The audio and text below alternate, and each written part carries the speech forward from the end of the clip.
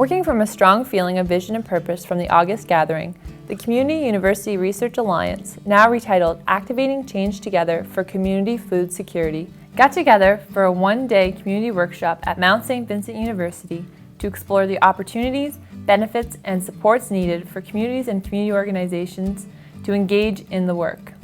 Representatives from partner organizations also offered their ideas for what information should be collected to understand community food security and policy change.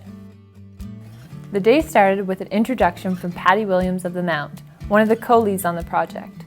She highlighted the ways in which we want to work together and also reviewed some of the tensions we face on such a large collaborative effort.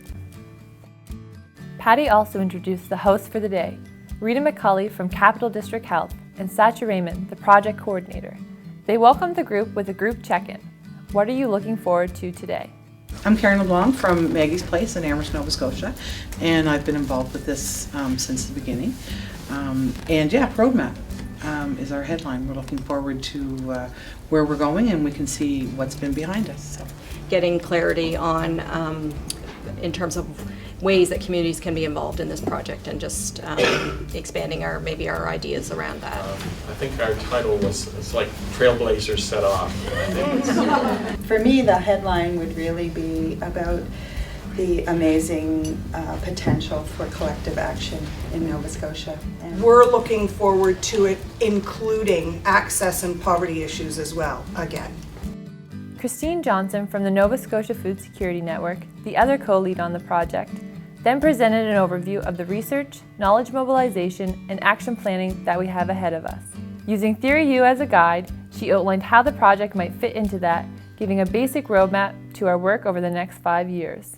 Theory U that was developed came out of a lot of experience and knowledge about people who are considered innovators and people who come up with, solutions that are more oriented at real systems level change.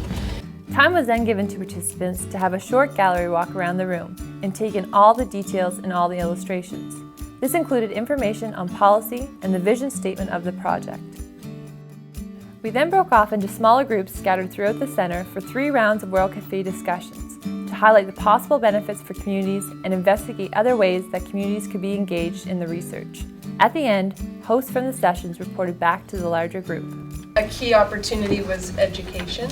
So for everyone, so not just people that are already involved in the project, and for communities to really build their capacity to do education in their own communities. The CURA, there's a little tiny tree, that community needs to be at the center always in all ways. And then of course a lot about the connections between within the community and then in a broader community of those working around food security. We also had some questions raised around, defining community and what that means, and I think that was a discussion at a lot of the tables. And we also need to keep one foot on the land and one foot in the sea, and not forget either that both are vital. After a short lunch break, groups then were able to participate in a World Carousel. Based on World Cafe type discussions, it allows groups to cycle through different subject areas, allowing everyone to have input into the way the CURA is shaped. The carousel focused on 3 key questions. Lynn Langell from the Nova Scotia Department of Health Promotion and Protection and Corey Melanson, a research assistant, hosted a session on changing policy, asking, what is policy? How do we influence policy? And what do we need to build our capacity to influence policy? Christine Johnson hosted a session to ask, what do we need to know and what information should we collect to better understand community food security in Nova Scotia? This information will be very helpful in planning the participatory community food security assessments. Av Singh from the Nova Scotia Food Security Network and AgriPoint facilitated a discussion on what are the considerations we need to think about for selecting communities to be involved in the participatory community food security assessments. After everyone had a chance to contribute their ideas to each question, the group met to go over the results from all the sessions. When we made the presentation and talked about what was presented in the proposal, the fact that we were looking for geographical diversity, sectoral diversity, and all that was all reiterated and prioritized. There's a lot of emphasis put on geographic representation, that we do want to see that the province is reflected in the report. So in terms of the what, you can see there's a whole diversity there.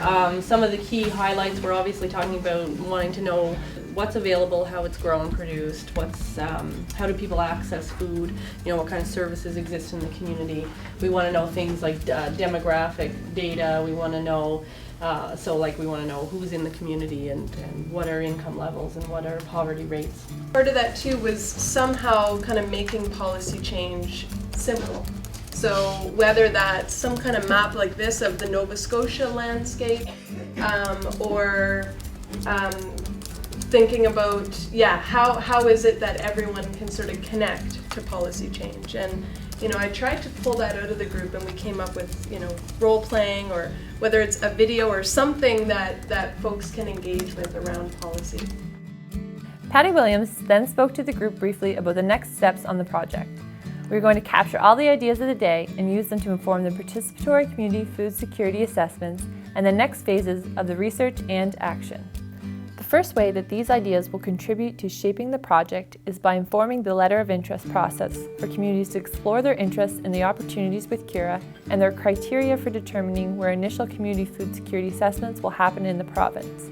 In mid-December, community partner organizations will be invited to submit a letter of interest to the Program Coordination Committee as the first opportunity to identify what activities they are interested in. This includes the participatory community food security assessments, but also includes all aspects of the project.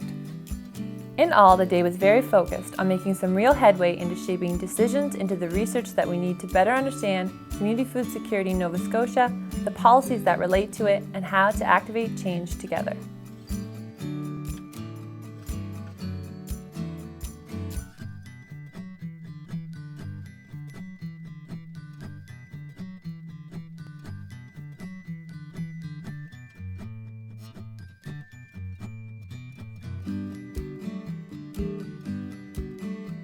Group that we should have Nerf balls here at every meeting, and every time somebody uses an acronym or a term, no seriously, that you think somebody may not understand, you throw the Nerf ball.